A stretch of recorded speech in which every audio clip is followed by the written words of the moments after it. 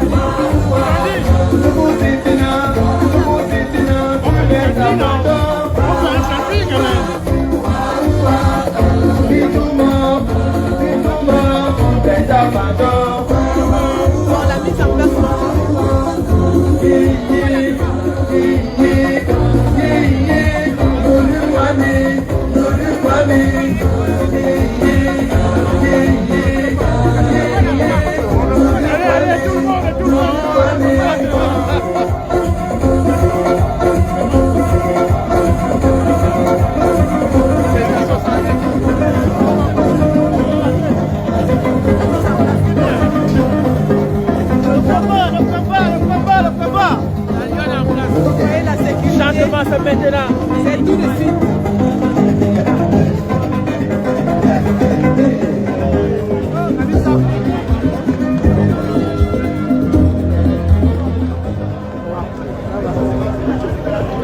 Alors, c'est une sécurité vraiment renforcée qu'il y a aujourd'hui à la place de la République. Comme on vous l'a dit, aucun incident n'arrivera ici aujourd'hui. Non, non, attends. Soit tu rentres d'abord et puis je cherche le bois. Hey, il est... Ça c'est mon Sylvie, ça. Ça va? Ça fait longtemps. Oui, ça fait un bain. C'est moi qui viens de lui remettre.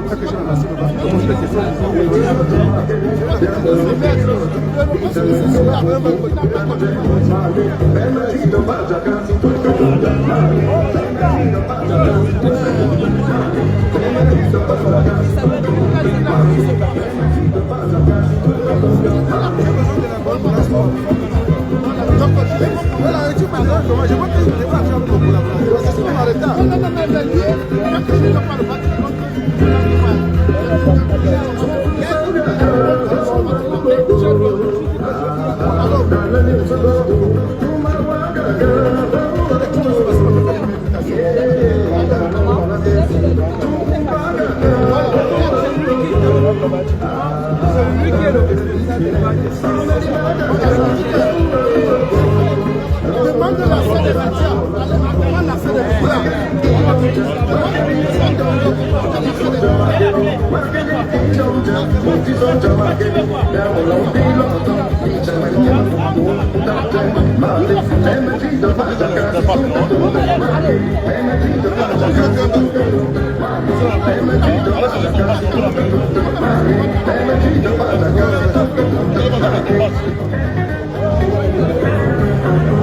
Donc, Paul Chouta qui vient d'arriver, comme vous le voyez, et il va lancer dans sa page de l'info.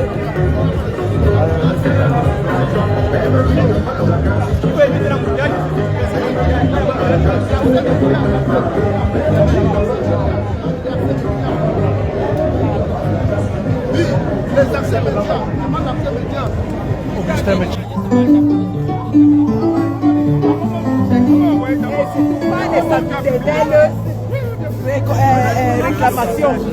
Bonjour, nous sommes là pour fêter et célébrer le début de la campagne électorale. Et moi, je réclame souvent les choses. Oui, À toi. à moi. Tant pis.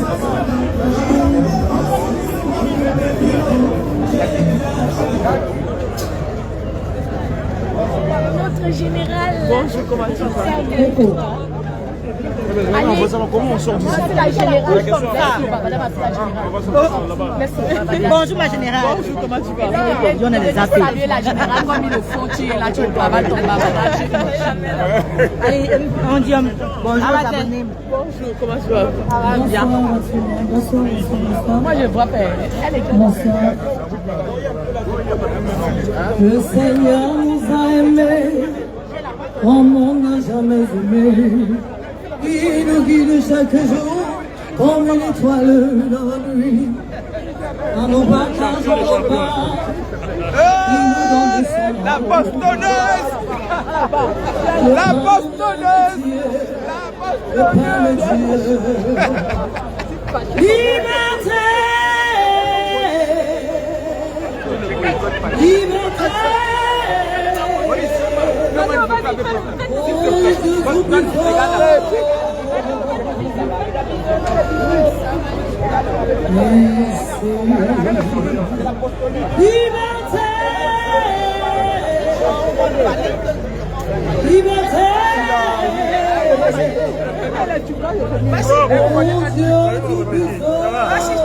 Oui, chérie, tu vas Nous sommes libres.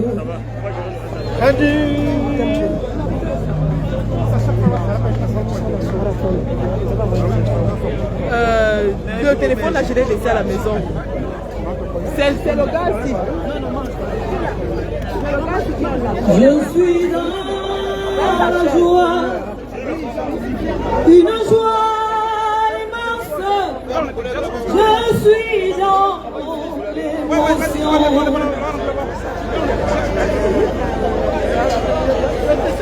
Je suis dans la joie, oui, une joie très immense. Je suis dans. Papa Canton va nous libérer.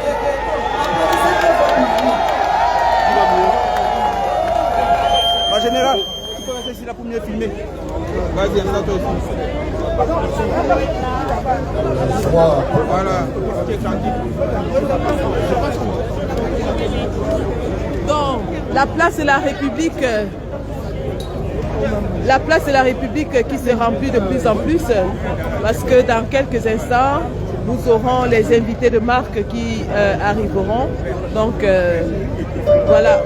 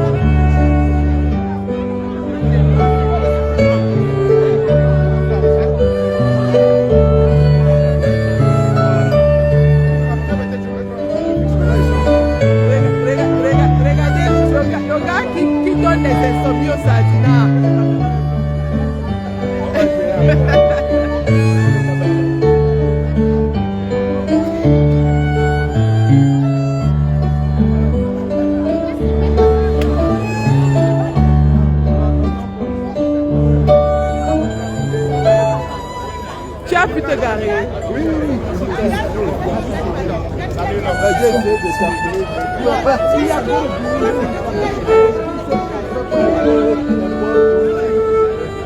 En tout cas, on reste ensemble comme ça quand ça termine.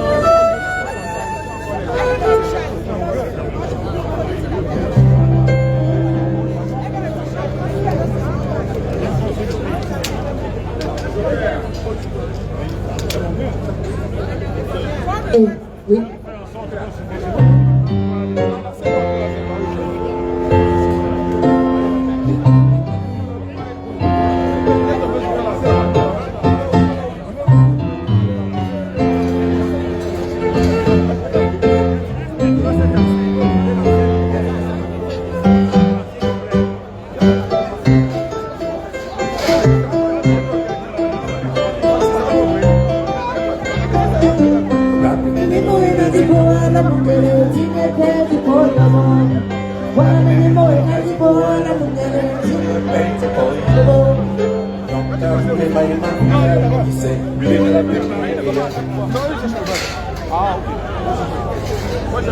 Donc les gars, si vous ne sortez pas tout de suite, il n'y aura plus de place pour vous. Hein. La place de la République est en train de se remplir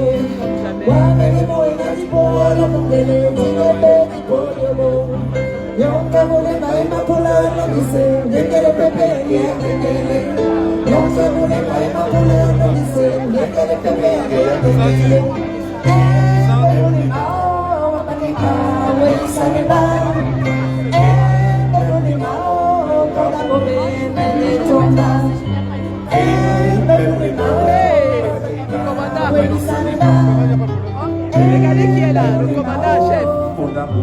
Ensemble on est fort. Ensemble on est fort. On a besoin de la masse. C'est tout. Vas-y, voir.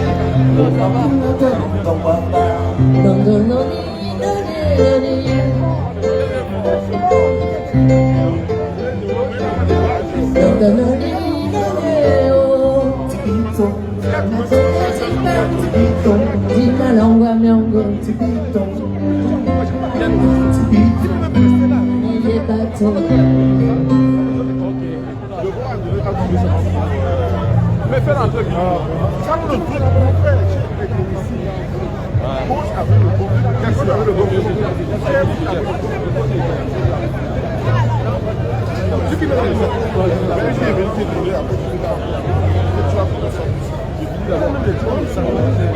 Bonjour, bonjour, on est là. Jean-Claude. Ah, là, là, j'ai pas. C'est que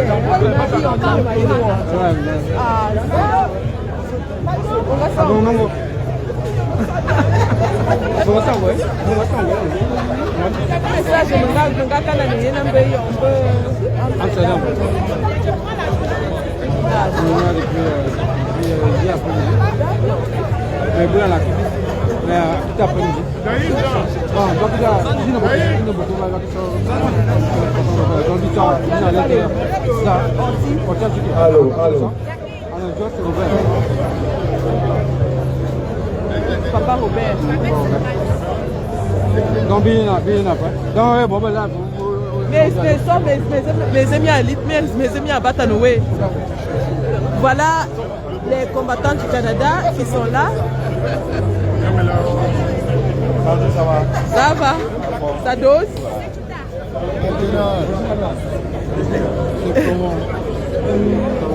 Ouais, ça donne. Il y a tellement de choisibles jaunes que quelqu'un ne peut même pas tenter. On vous a dit que la sécurité devait le mamipi. Le mamipi de la sécurité. Ce n'est même pas. On est obligé de faire ça. Allô. Pour que tout se passe bien. Ça va se passer bien.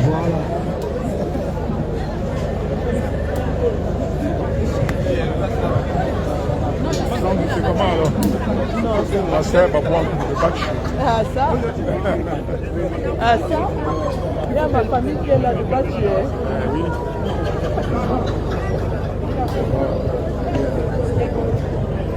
Donc, petit à petit, les choses se mettent en place.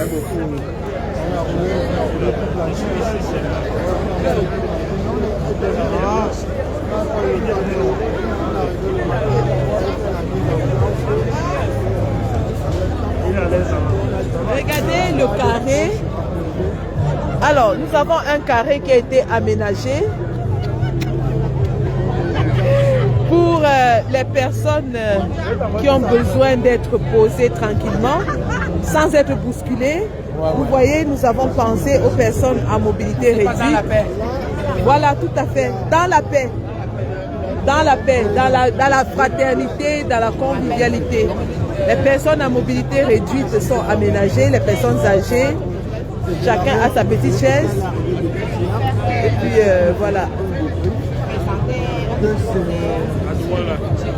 y a 10 ans, moi c'était en mai, c'était le 10 mai 2015. Donc, on m'a demandé de faire la liste de mon bureau, de faire la liste de alors, je fais la liste des gens de Bordeaux et j'ai envoyé à... Nous allons relancer le live dans quelques minutes.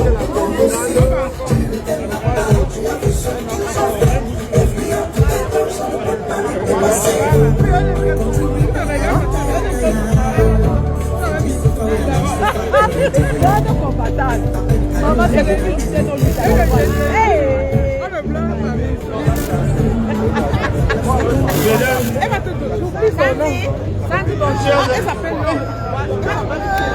Bienvenue à la place de la République. En ce jour extrêmement important pour le Cameroun et toute la diaspora et tous nos sympathisants qui sont ici. Bonjour. Où nous sommes là pour parler et échanger avec le professeur Kamto qui sera là bientôt. Nous vous remercions de votre présence et je serai le MC de cette journée avec mon collègue Abdelaziz qui sera là bientôt. So ladies and gentlemen, thank you for being here. We are honored that you've graced us with your presence today. This is a momentous moment for Cameroon and its future, especially as we'll be communing with our leader and the leader of change in Cameroon, Professor Maurice Kamto, who will be here soon. I will be doing the MC of today's with Abdelaziz Munde, who will be here soon. So thank you again for being here. We are going to start now, and we are going to start with a film that will be done soon. Donc nous allons engager les différentes parties de cette grande journée. Et nous allons commencer avec pas loin, c'est peut-être 30 minutes ici. 30 minutes. Qui sera bientôt. Nous vous remercions encore d'être là aujourd'hui parce que le moment est historique. Le moment est unique. Le moment définit la symbiose que la diaspora camerounaise et tous les supporters et sympathisants vont avoir avec le professeur Maurice Kamto, qui sera là bientôt avec nous. Donc nous allons commencer le programme avec un film documentaire qui sera lancé sur l'itinéraire et le parcours absolument impressionnant du professeur Maurice Kamto. Donc nous allons lancer maintenant le film documentaire. So we are now going to watch a film. It's a short documentary on the life and the great achievement of Professor Maurice Kamto. Thank you again and enjoy the documentary. Thank you. Now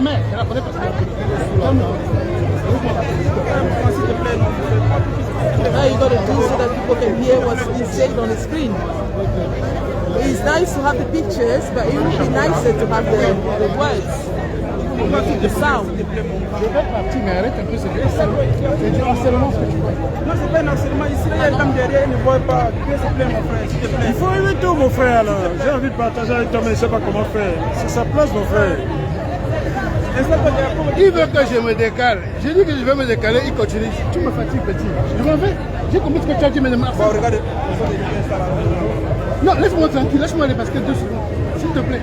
Tu m'as parlé, j'ai compris, je vais le faire, mais laisse-moi tranquille. S'il te plaît. Je vais me perdre mon matériel parce que tu me déranges. Good job.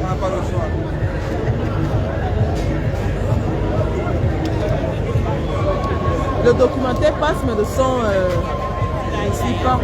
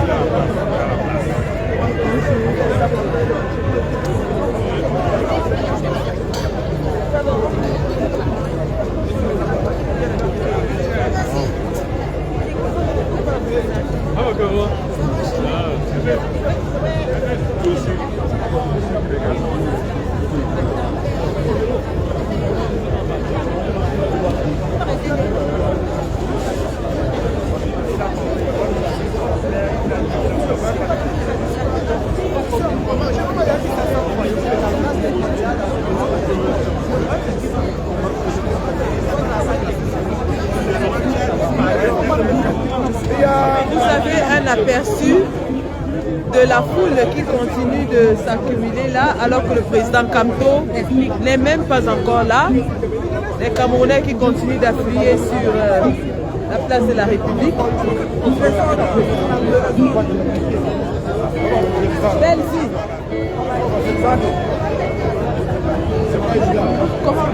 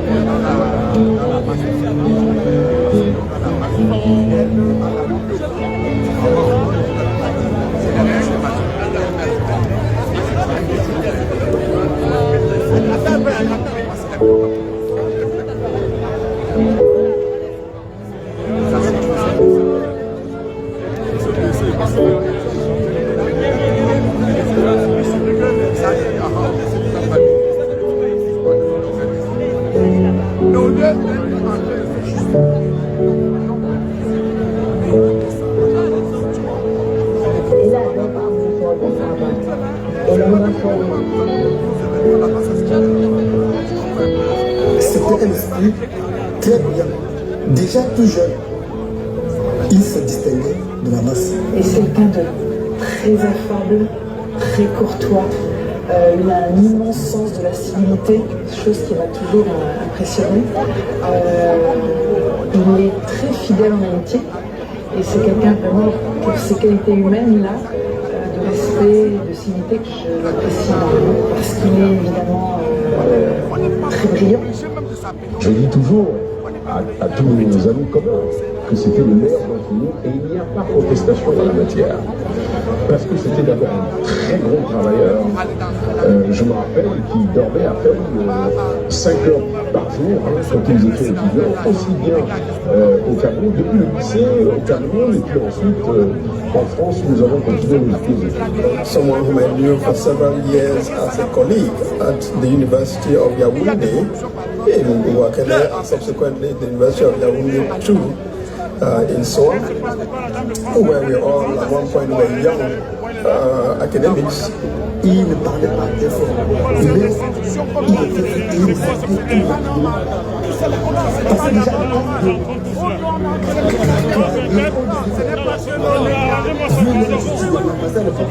c'est les mêmes qui nous enseignaient. Il n'y avait pas de noms. Les quelques noms qu'on pouvait avoir, c'était les professeurs d'éducation physique. Il s'élevait déjà contre les injustices que les Blancs avaient vis-à-vis du noir et contre les professeurs noirs. Something that struck me also about Professor Kamto was his deep sense of fairness and justice, and he would revolt against any instance of injustice. A number of those moments were created, especially at UNIC, with respect to certain students who felt they were unfairly treated in the programs that they followed. And Maurice would fight very hard to make sure that the students were granted their rights.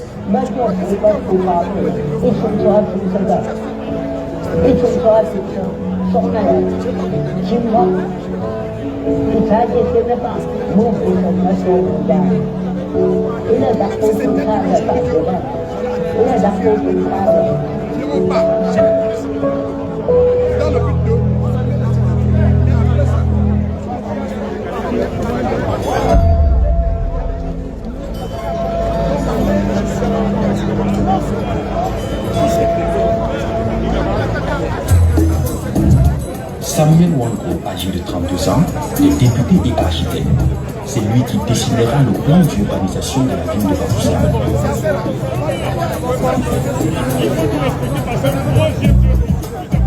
Il sera assassiné alors qu'il s'opposait à la loi cadre de fer sur l'individualisation.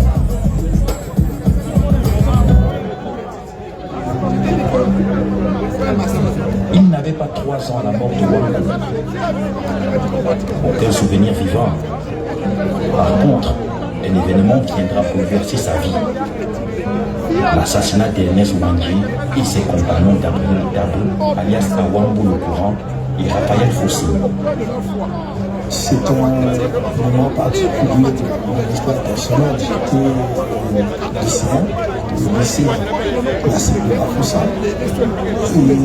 Et le matin, quand nous allons au lycée, parce que j'habitais le quartier du Milon, le quartier du Founet, où mes parents vivaient à cette époque. À partir du stade du lycée de Bafoussam, on pouvait voir très bas jusqu'au niveau justement du palais de justice actuel, l'hôtel de ville, palais de justice. Et nous étions sur le stade.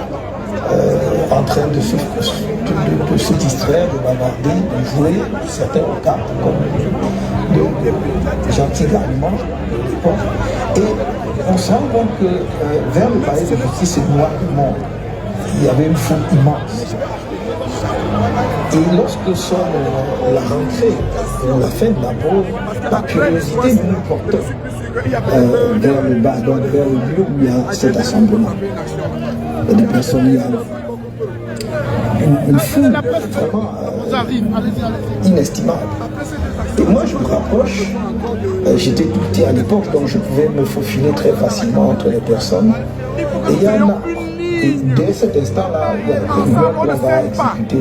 Il y a une exécution publique qui aura lieu. On ne sait d'ailleurs pas qui à ce moment-là.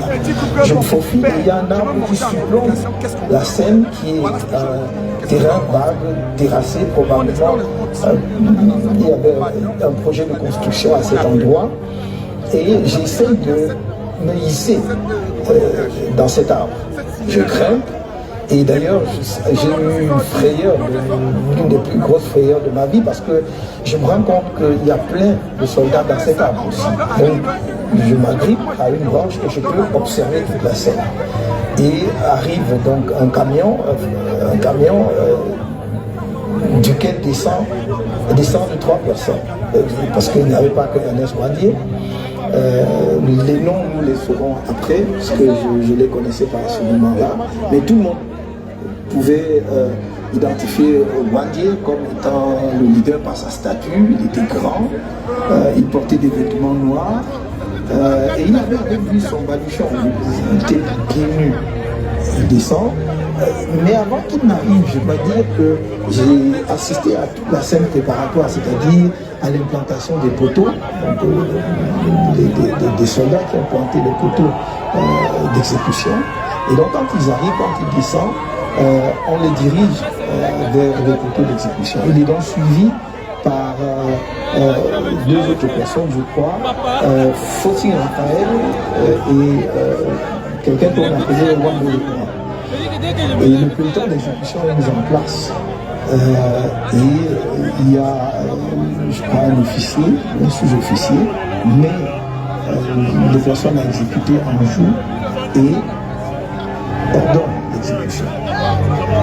Bafoussam, le 15 janvier 1971, mourir pour la liberté de mon peuple est un honneur. Être exécuté ici à Bafoussam, pour que mon sang coule jusqu'aux rivières les plus lointaines du Cameroun est un honneur. Après moi, d'autres continueront le combat, et ce jusqu'à la victoire finale, avant de conclure en chantant que vive le Cameroun à jamais libre.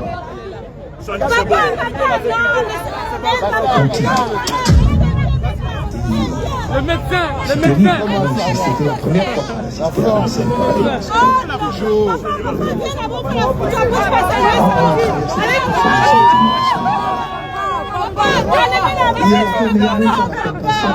à une d'empathie. Parce qu'on se dit, pourquoi on peut exécuter les gens? Mais spontanément, on savait que c'était des nationalistes. On savait que c'était des gens qui se battaient pour la cause du peuple camerounais, pour la cause de l'émancipation de notre pays. Donc il y a eu cette empathie naturelle. Donc on sentait en réalité faire partie de cette cause.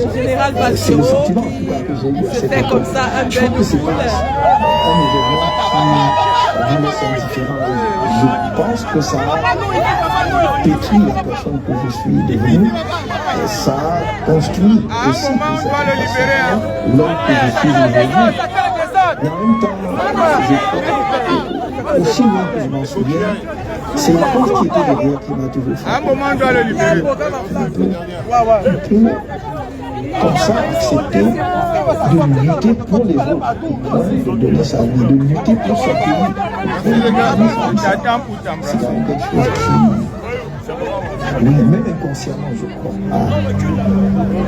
a contribué à nous détruire. Maître Amédée Dimitri Toko qui est là. Nous sommes dans la région ouest du Cameroun, précisément dans la ville de Bafoussam, chef-lieu du département de la Mifi.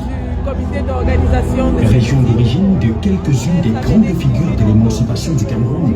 C'est là qui, par leur bravoure et sacrifice suprême, ont conduit le Cameroun vers la décolonisation, a vu naître des héros de ce pays à l'extérieur d'Agnès Wangi. Il faut remonter au moins jusqu'à Douala Mangabel, Ngossodine et Martin Kosamba pour retracer ces grands lignes des figures marquantes de la lutte pour l'émancipation de notre peuple.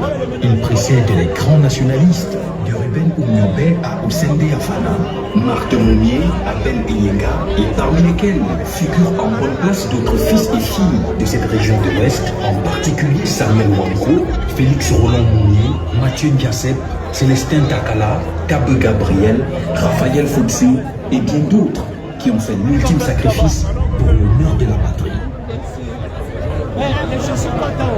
Lorsque nous parlons des grandes figures de l'histoire de notre pays, ceux que je considère comme d'authentiques héros de la construction de notre nation, il faut remonter très loin dans l'histoire. Parfois, peut-être par raccourci, on se limite à l'histoire récente, mais pour ma part, je crois qu'il faut remonter au moins aussi loin que Douala Mangabel. Son combat, c'est qu'il part d'un combat que l'on peut considérer comme étant local, limité au canton Bel, pour en faire une cause nationale. D'une part, en envoyant un émissaire vers Martin Kosamba dans le sud, qui accepte de participer à cette lutte contre les Allemands à cette époque-là, et vers le sultan de Bamou, qui, je crois, pour diverses raisons,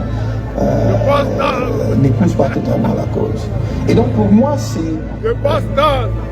parmi les premiers actes, pour ne pas dire peut-être des actes fondateurs du nationalisme camerounais.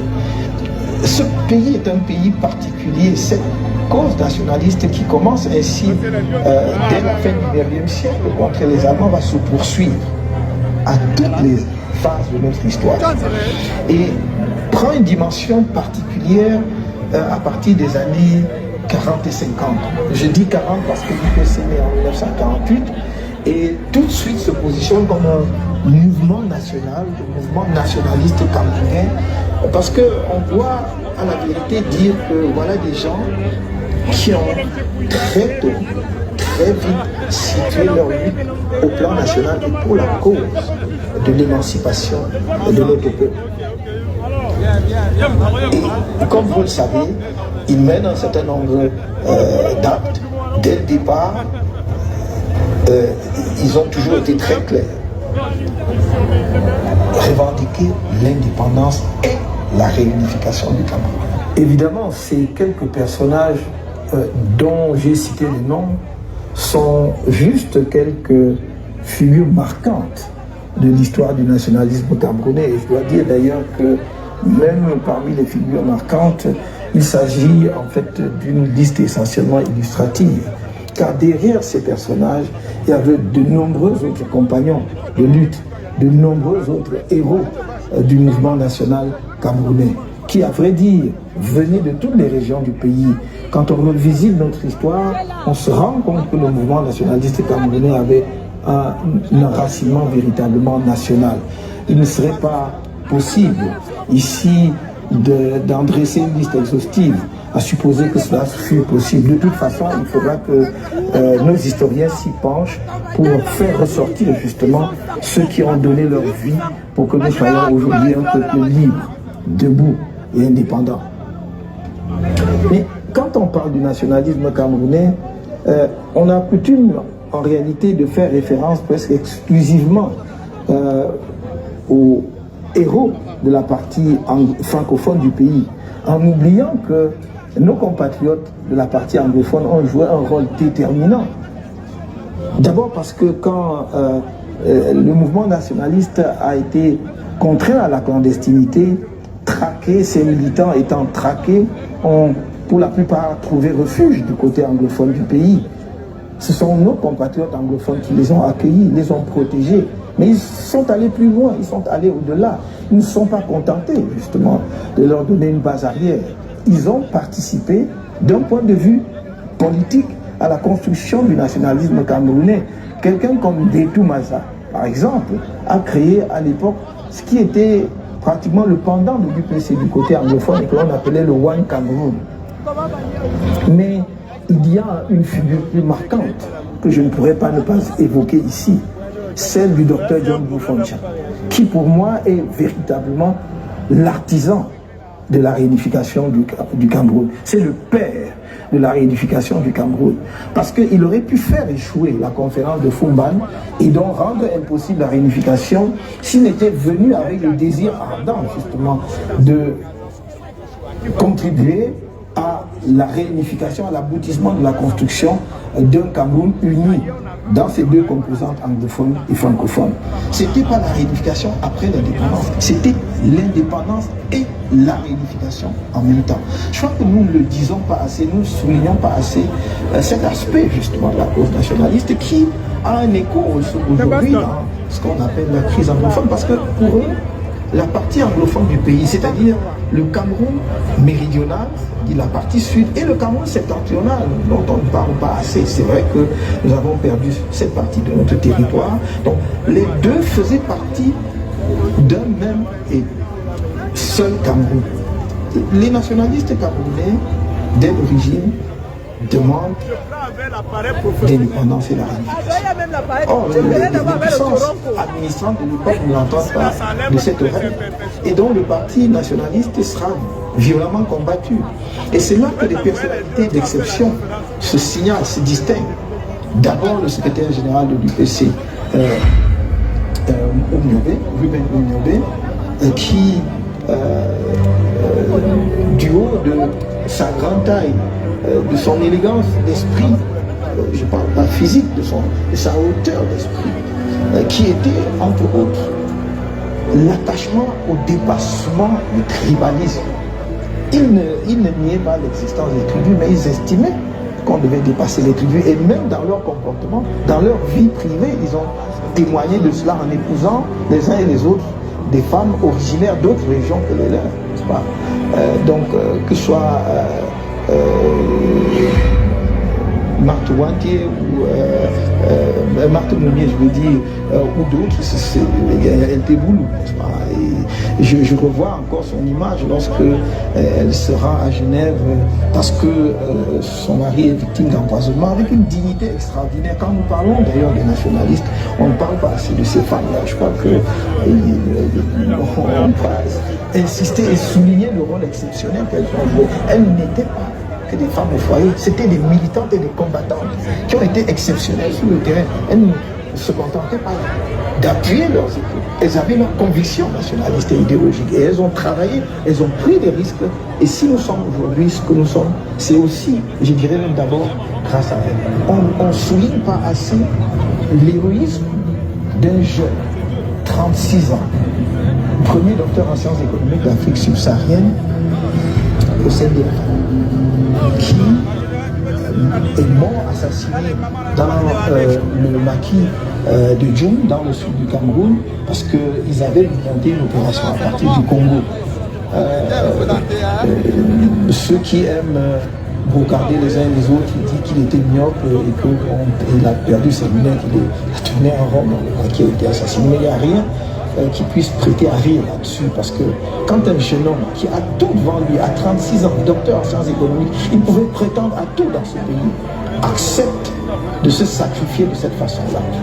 Ce sont des gens qui ont sacrifié leur vie pour notre peuple, pour notre pays, mais l'héroïsme n'est pas que dans ceux qui sont morts, l'héroïsme c'est dans ceux qui continuent effectivement à travailler pour que notre pays avance en prenant des risques de toutes sortes.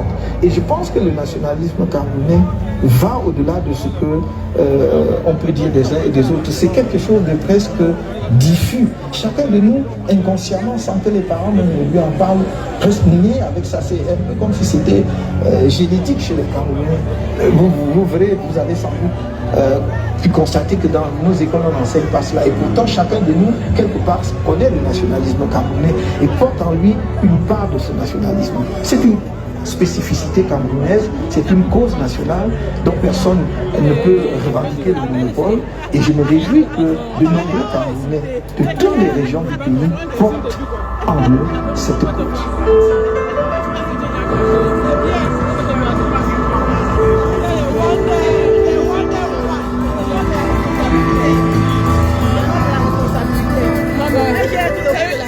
Elle doit perdre du poids. C'est ma lienne à moi. C'est ma lienne à moi. Il ne faut pas qu'elle prenne du poids. Je suis né le 15 février 1954. Pas à Bafoussam même. En fait, mes parents vivaient à Bafoussam. Je dirais que j'ai été conçu à Bafoussam, mais je suis né à l'hôpital de Bangoua.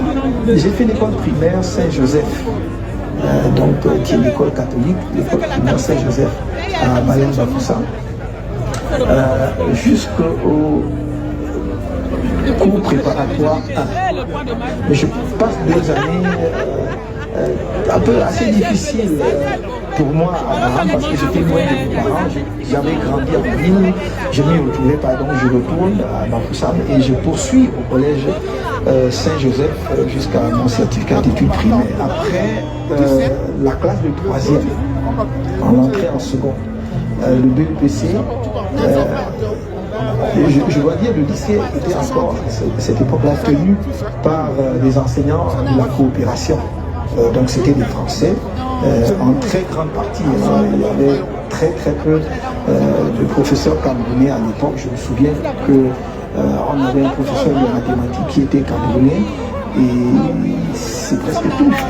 Et donc j'ai fait le lycée Jos de Bala, ensuite la première et terminale au lycée Jos, où j'ai eu mon baccalauréat au lycée Jos. J'ai eu mon BEPC au lycée classique de Bafoussam, mais mon baccalauréat au lycée Jos. Maurice Kamto était un élève, un camarade qu'on ne peut pas oublier. Nous sommes à 2 là-bas à Zeka. Il y a Momnouri Jacques et moi qui étions dans la même classe que lui. Et chaque fois qu'on en parle, même quand on l'avait nommé ministre, quand on voulait déjà venir le voir, c'est là où on avait dit qu'il a démissionné. C'était un meneur d'hommes. Je parle d'un meneur d'hommes au niveau des conseils. Ce n'est pas lui qui était le président de la coopérative des élèves, mais lui il était un meneur d'hommes au niveau des conseils. Un meneur d'hommes au niveau des oui. Maman, on t'embrasse. La nation. C'est un exemple. And it doesn't therefore come to me as a surprise to hear that with that background, he should be seeking to be president of the republic.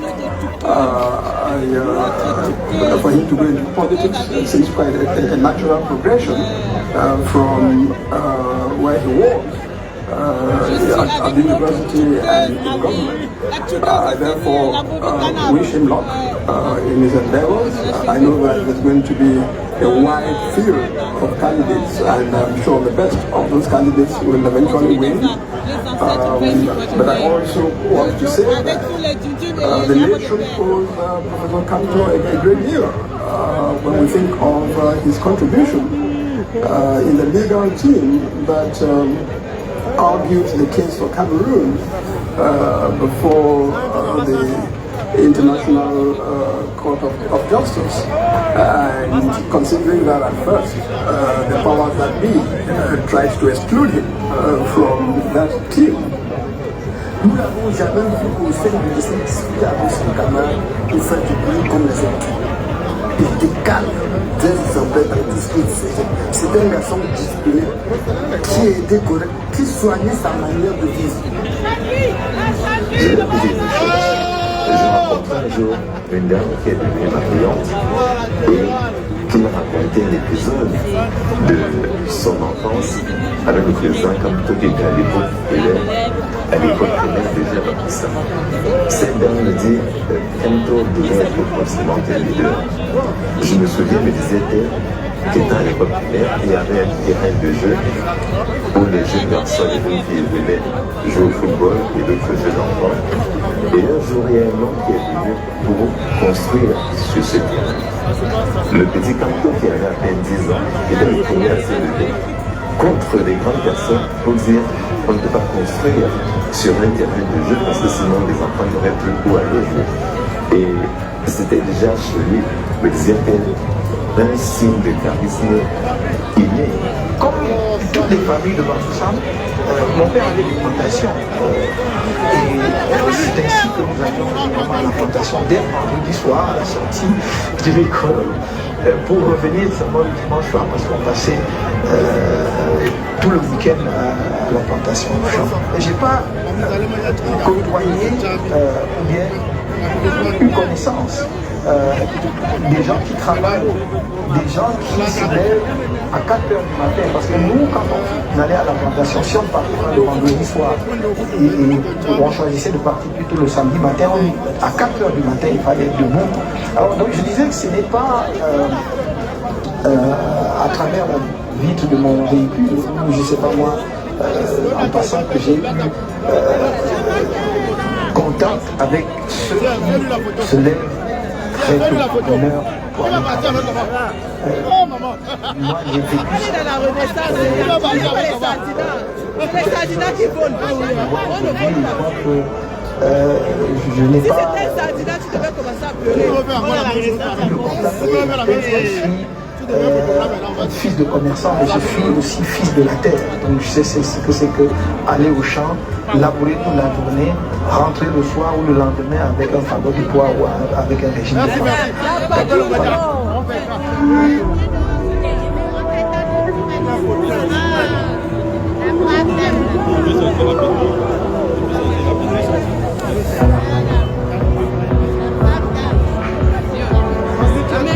La mère, s'il vous plaît, ici.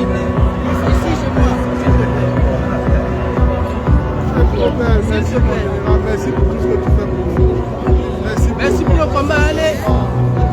J'ai presque les larmes. Mon parcours universitaire commence à l'université de Yaoundé, qui était encore la seule université du pays à ce moment-là. Donc nous avons fait ce qu'on appelait à l'époque la licence en 4 ans.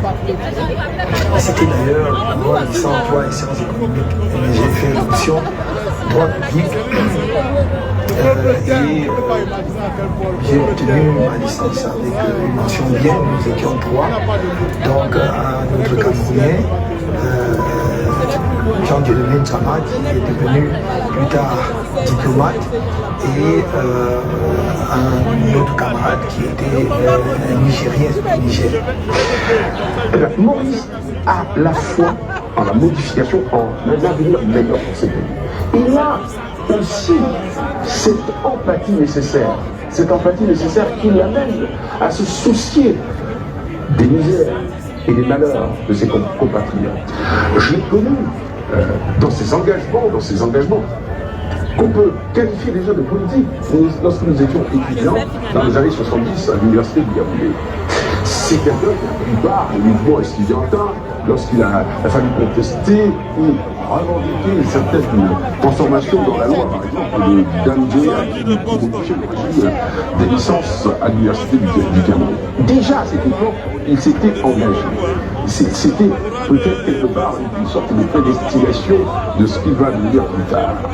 Il y a eu un épisode extrêmement important.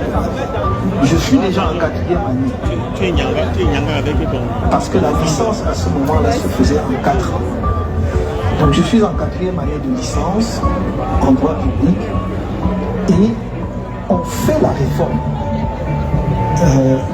de la licence et on ramène la licence de 4 ans à 3 ans. On l'applique à la faculté de lettres et à la faculté de sciences, mais pas à la faculté de droit et des sciences économiques où j'étais étudiant. Je n'habitais pas le campus universitaire, j'habitais à Issos. J'arrive le matin et l'information est portée à notre connaissance. Et beaucoup d'étudiants, surtout nos cadets, sont frustrés en disant pourquoi nous devons-nous faire notre licence en 4 ans et nos camarades des facultés de lettres et des facultés de sciences en 3 ans. Surtout qu'à la sortie, nous présenterons les mêmes concours, mais eux, ils auront leur diplôme en 3 ans et nous, 4 ans. C'est injuste.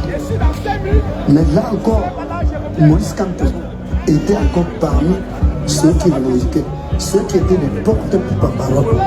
Et il le faisait avec l'illusion. Nous autres, pour ce moment, on est lui dit Maurice Kamto le fait comme ça. Pourquoi tu cadais devant le cercueil? Pourquoi tu prends le micro? Il nous a dit vous voulez que tu prennes le micro. Nous sommes en train de défendre la cause de tout le monde. Il faut qu'il y ait quelqu'un. Je suis un peu comme ça. Donc je me dis, mais après ça, oui, on ne peut pas accepter ça. C'est une cause qu'il faut défendre. Je rencontre des amis, des camarades, des campus, qui disent qu'il faut faire quelque chose. Et rapidement, on s'organise. Et on dit, nous voulons que la règle de 3 ans en licence s'applique en faculté de sciences économiques, en faculté de droit et de sciences économiques. Parmi mes camarades qui me suivent, avec qui on engage ce mouvement, ils sont encore là. Un certain nombre d'entre eux vivants, certains des postes de responsabilité. Un d'eux a été représentant là-bas à Djamena pendant un certain temps. D'autres sont dans la diplomatie aujourd'hui et d'autres à d'autres postes de responsabilité. Après cela, je vais être admis à l'université française, plus particulièrement à la faculté de droit de l'université de Nice. Je vais être admis en ce qu'on appelait à l'époque le droit public fondamental, avec la mention bien. Je passe le DEA de droit international, une mention assez bien. Je passe le diplôme de l'Institut des hautes études internationales, une mention bien. Je passe le certificat d'études communautaires à une mention assez bien. Tout cela la même année. Ensuite, je m'engage dans une thèse de doctorat d'État. Je mène des recherches aussi à Nice à Paris. Et lorsque je suis à Paris, je fais l'Institut international d'administration publique. Je suis admis là-bas. Je fais la section économie et finance. Et au bout d'un an, j'obtiens le diplôme de la section économie et finance avec la mention bien. Et puis, parallèlement, je poursuivais avec mes recherches en thèse de doctorat. Et en 1983, très exactement en novembre 1983, je vais soutenir ma thèse de doctorat à l'université de Nice. J'obtiendrai donc la mention très bien avec les félicitations du jury, avec l'autorisation de publication de la thèse. Ma thèse a été publiée à la Librairie générale de droit et de jurisprudence et j'ai obtenu le prix de thèse de la faculté de droit de Nice et aussi le prix de l'Académie des sciences d'outre-mer pour cette thèse.